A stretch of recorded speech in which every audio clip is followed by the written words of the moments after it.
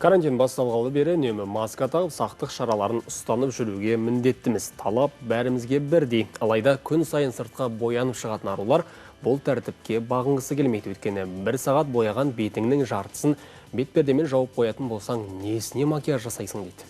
Алайда желідегі тапқыр қыз құрбыларына мынадай лайфхак ұсынды.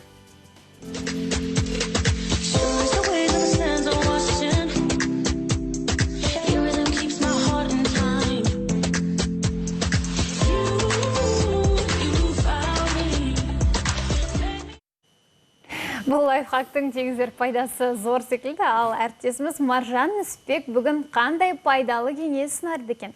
Бірге көрейік.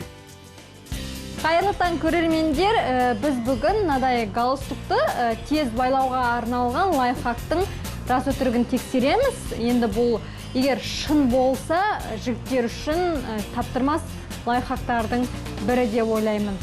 Ол үшін енді галстукты неке қолыңызға бұлай қоюыңыз керек, және бір орайсыз. Одан кейін екінші рет, сосын осы астында қалғанды бұлай үстіне шығарып, бұлай салуымыз керек. Астында қалған екінші жағын тартамыз. Сонда галстук өзінен өзі байлану керек. Мен қазір реттеп алайын. Қаншалықты әдемі болады екен.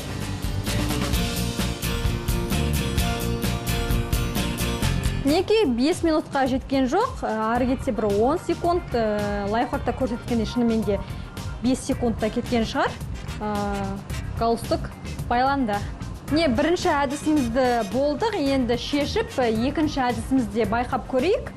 Ол үшін галстукты қазір біз бұлайынан қоюымыз керек, осылай тұрады.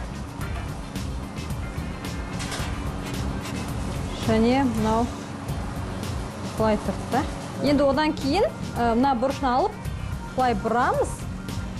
Және мына бұрышын алып кеп, үстіне қоямыз.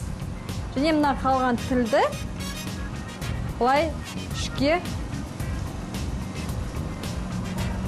кіргізуіміз керек. Және тартамыз. Так, енді біріншісі болмай қалды, енді тағы бір рет көрейін.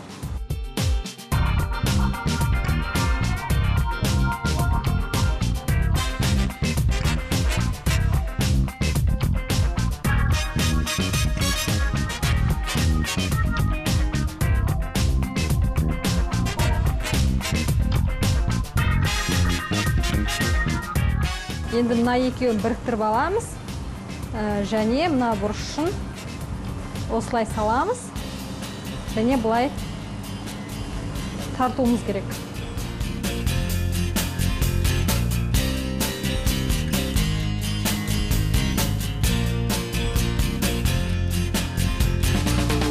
Бірінші байқап көргенімізде мен шатасып қалдым, және жүзеге асқан жоқ, ал екіншісінде енді міне байланды, бірақ сәл ұзындау болып қалды.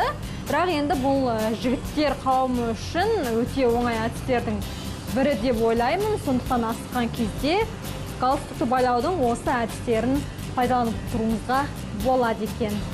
Құрметті көрермен, қазір COVID-19 індетінің тарауына байланысты барлығымыз қауіпсіздік шарасын сақтауымыз керек. Сондықтан маска тағып жүріңіз деп айтудан жалықпаймыз. Сақтансаң, сақтайды.